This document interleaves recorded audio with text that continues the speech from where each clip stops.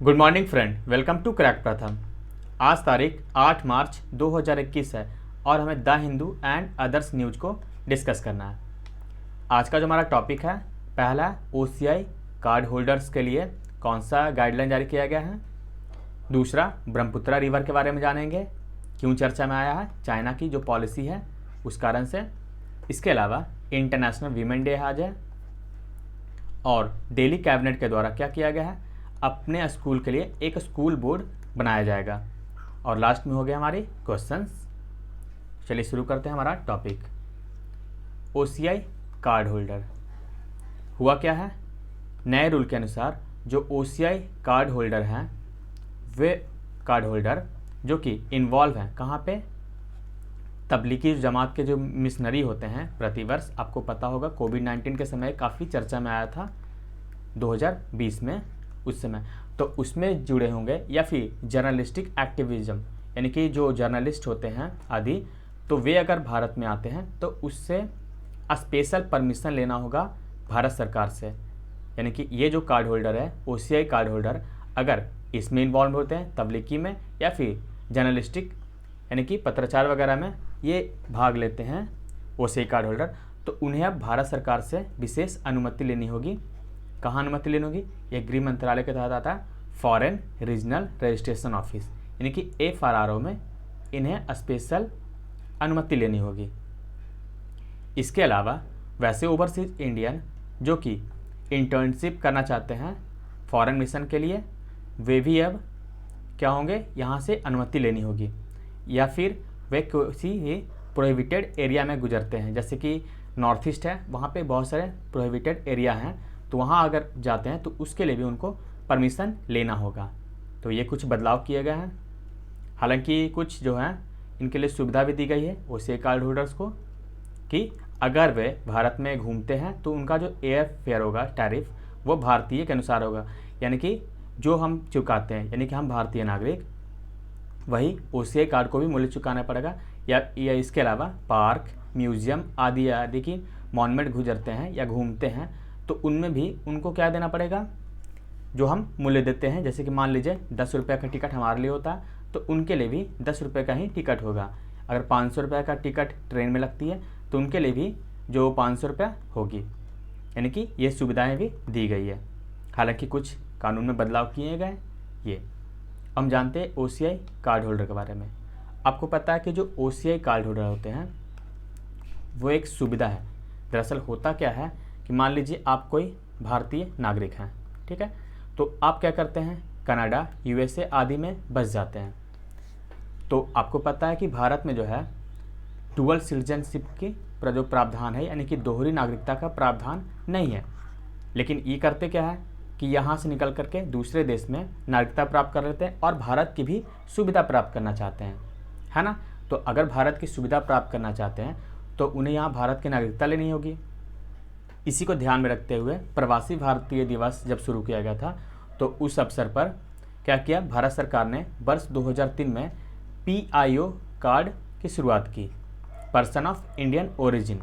इसके तहत क्या किया गया कि वे जो भारतीय नागरिक नहीं हैं, यानी कि भारत के नागरिक थे लेकिन अब क्या है वो विदेशी नागरिक हो गए हैं, जैसे Britain, United state of America, Canada आदि के, तो वो क्या है, अगर भारत में आते हैं तो पीआईओ कार्ड के तहत उन्हें 10 वर्ष, ये जो कार्ड का वैल्यू था 10 वर्ष तक वे यहाँ के सुविधा को प्राप्त कर सकते थे। इसके बाद ये देखिए 10 ईयर्स होता उनका। इसके बाद वर्ष 2006 में प्रवासी दिवस का अवसर था, कहाँ पे, हैदराबाद में। तो उस अवसर पर ये क्या शुरू किया गया, ओसीआई कार्ड यानी ओवरसीज सिटीजनशिप ऑफ इंडिया, ये कार्ड शुरू किया गया वर्ष 2006 में। अब 2003 और 2006 इसमें पर्सन ऑफ इंडियन ओरिजिन और ओसीआई इन दोनों को शुरू किया गया। अब देखिए पर्सन ऑफ इंडियन ओरिजिन था, ये 10 वर्षों के लिए मान्य था ये कार्ड, और ये जो है जीवन भर के लिए मान्य होता है। इसके बाद क्या हुआ, जब गवर्नमेंट आई यूपीए के बाद, इंडिया गवर्नमेंट, तो उन्होंने घोषणा की कि हम क्या करेंगे, इन दोनों कार्ड को मर्ज कर देंगे। अतः भारत सरकार ने वर्ष 2015 में क्या किया, पीआईओ कार्ड और ओसीआई कार्ड को मर्ज करने की बात की और अब जो है पीआई कार्ड को बन करके अब सिर्फ केवल चल रहा है OCI कार्ड। इस OCI कार्ड को अब देखिए किसे दिया जाता है, वे जो पहले भारत के नागरिक थे, है ना, सिटीजन ऑफ इंडिया, या फिर उनके माता या पिता भारतीय नागरिक रह चुके हों, लेकिन जो व्यक्ति पाकिस्तान, श्रीलंका, बांग्लादेश, नेपाल, अफ़गानिस्तान और ईरान आदि देशों में रहते हैं तो उनको यह कार्ड नहीं दिया जाता है। यानी कि जो पाकिस्तान, श्रीलंका, बांग्लादेश, नेपाल, अफ़गानिस्तान और ईरान जो देश है वहाँ अगर रहते हैं ये भारतीय नागरिक तो उनको यह कार्ड नहीं दिया जाएगा। ये जो है OCI जो जिनके पास कार्ड होता है वे भारत में कोई भी काम कर सकते हैं, जैसे कि इकोनॉमिक ट्रांजैक्शन आदि। यह जो कार्ड होता है वो जीवन भर के लिए मान्य है। और हमने क्या पढ़ा अभी कि जो PIO कार्ड था वो 10 वर्ष के लिए मान्य था। ये देखिए OCI कार्ड होल्डर्स को भारत में वे सारे अधिकार प्राप्त होते हैं जो हम नागरिकों को प्राप्त होता है ना, लेकिन उन्हें देखिए क्या क्या नहीं प्राप्त होता है। पहला देखिए कैन नॉट कॉन्टेस्ट इलेक्शन, यानी कि वे चुनाव में भाग नहीं ले सकते हैं, वे वोटिंग भी नहीं दे सकते, यानी कि ना तो आप चुनाव लड़ सकते हैं ना ही आप मतदान कर सकते हैं। इसके अलावा आप गवर्नमेंट जॉब नहीं ले सकते हैं और संवैधानिक पद पर भी आप नहीं बैठ सकते हैं, जैसे कि आप राष्ट्रपति, प्रधानमंत्री। ये क्या होता है कि जैसे कि राज्यपाल एक संवैधानिक पद है तो इस पर आप नहीं बैठ सकते हैं। और ना ही आप यहाँ पर कोई एग्रीकल्चर लैंड खरीद सकते हैं, यानी कि आप जो किसानी भूमि होती है वह भी आप नहीं खरीद सकते हैं। बाकी जो अन्य अधिकार होते हैं आम नागरिकों के लिए वे मिलेंगे, जैसे आपको यहाँ पे जैसे कि हमें मुकदमा लड़ना हो, ये सब होते हैं जो भी छोटे छोटे वो आपको मिलेंगे, लेकिन जो ये सब प्रावधान ये आपको नहीं मिलेंगे। नेक्स्ट है दिल्ली कैबिनेट ने क्या किया है कि अपना स्कूल बोर्ड बनाने का निर्णय लिया है। अभी वह CBSE के तहत आ रही है ना, CBSE के तहत, लेकिन अब दिल्ली बोर्ड बनाया जाएगा वहाँ के लिए। तो इसमें क्या है 2021-22 के जो सेशन है उसके 20 से 25 स्कूल अभी ट्रायल वर्जन पर इसे क्या किया जाए शुरू किया जाएगा। तो इसमें ट्रायल के तौर पर 2021-22 के जो सेशन 20 से 25 स्कूल को इस नए बोर्ड में शामिल किया जाएगा। इसकी जो गवर्निंग बॉडी होगी, एक गवर्निंग बॉडी होगी और दूसरी एग्जीक्यूटिव बॉडी होगी। यहाँ देखिए तो गवर्निंग बॉडी का जो चेयर होगा, चेयरमैन, वो शिक्षा मंत्री होंगे, जैसे कि वहाँ के भी मनीष सिसोदिया हैं तो वो वहाँ के शिक्षा मंत्री गवर्निंग बॉडी होंगे। और जो एग्जीक्यूटिव बॉडी होगा उनका जो प्रमुख होंगे वो एक CEO होगा। इसमें जो सदस्य होंगे जो बॉडी में, जैसे कि प्रोफेशनल इंडस्ट्री से हो सकते हैं, एजुकेशन सेक्टर से, principle of government school, private school के भी हो सकते हैं और कुछ ब्यूरोक्रेट्स। अभी जो है दिल्ली में लगभग 2700 स्कूल हैं, जिसमें 1000 गवर्नमेंट स्कूल है और 1700 प्राइवेट स्कूल है। तो ये जो दोनों हैं ये किसके अंतर्गत भी आते हैं, ये CBSE के अंतर्गत आते हैं। लेकिन अब जो है दिल्ली सरकार की अपनी बोर्ड होगी, उसके अंतर्गत ये आएंगे। नेक्स्ट है ब्रह्मपुत्रा रिवर के बारे में। दरअसल हुआ क्या है कि चाइना के द्वारा एक 5 ईयर प्लान जारी किया गया 2021 से 25 के लिए। इसमें उन्होंने कहा है कि ये जो ब्रह्मपुत्रा नदी है उसके डाउनवर्ड, यानी कि जब भारत में प्रवेश करती है तो उसके ऊपर एक डैम बनाया जाएगा, क्या एक बांध बनाया जाएगा। तो आप समझ सकते हैं जो बांध बनाया जाएगा इससे भारत को क्या दिक्कत नहीं होगी, बिल्कुल दिक्कत होगी। हमारे जो पूर्वोत्तर की जो है क्षेत्र, उसकी जो प्रमुख जो नदी हैं वो ब्रह्मपुत्र ही हैं। उसके बाद सहायक अन्य कई है, लेकिन ये जो प्रमुख नदियां हैं ये कौन ही, ब्रह्मपुत्र है। अगर ये जो है अगर ऊपर डैम बनाती है तो यहाँ पर पानी की कमी हो सकती है, या फिर अगर डैम पे देखिए 2 तरीके से चाइना क्या कर सकता है, अगर वो डैम बनाता है तो गर्मियों में क्या करेगा, वो पानी को रोक सकता है, और जैसे ही बाढ़ का समय यानी कि बरसात के मौसम आएंगे तो उसमें क्या करेंगे वो पानी को छोड़ सकता है, यानी कि वो कंट्रोल कर लेगा अपने हाथों में, और वो इस क्षेत्र को बाढ़ जैसा बना सकता है। तो आप समझ सकते हैं यह हमारे लिए कितना चिंता का विषय हो सकता है। बात करें हम ब्रह्मपुत्रा की, तो ये देखिए ये जो प्लान है मैं जैसे कि आपको बताया, तो अब ब्रह्मपुत्र की बात करते हैं। ब्रह्मपुत्र जो है ये आपको चाइना में इसे यारलुंग सांगपो के नाम से जाना जाता है, तिब्बत में। इसके अलावा ये ब्रह्मपुत्र नदी जो विश्व की 9वीं सबसे बड़ी नदी है और 15वीं सबसे लंबी नदी है। है ना। लार्जेस्ट में आपकी 9वीं हो जाएगी और लॉन्गेस्ट में 15वीं हो जाएगी। ये निकलती है देखिए कहाँ, मानसरोवर लेक से। वो कहाँ है, माउंट कैलाश के पास, यानी कि तिब्बत में है। वहाँ से यह यारलुंग सांगपो के नाम से निकलती है। और ये देखिए पहले यहाँ पर अरुणाचल प्रदेश है, तो यहाँ पर एक खड़ का निर्माण करती है।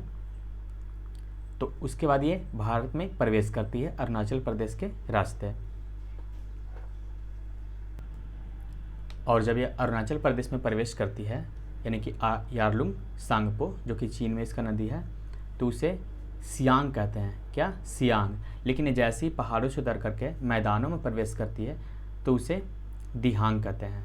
ये देखिए, ये आगे असम घाटी में जब प्रवेश करती है तो उसे, उसमें जो लोहित नदी आदि इसमें मिल जाती है। इसके अलावा दिबांग रिवर भी मिलता है। ये देखिए, अब यहाँ जैसे कि तिब्बत से निकलती है,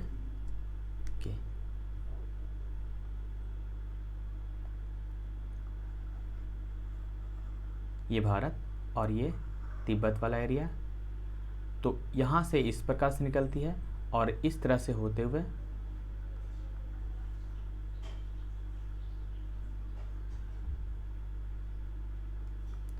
यहाँ से ये अरुणाचल प्रदेश में प्रवेश करती है। और यहाँ पर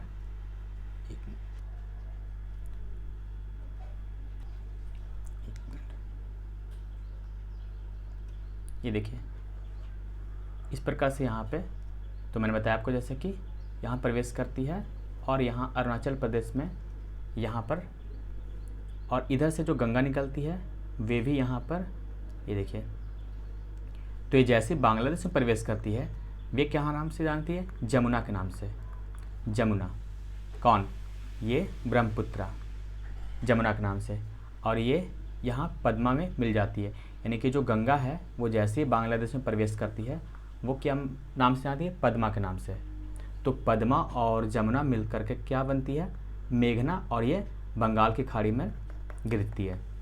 तो आप समझ गए। ये देखिए,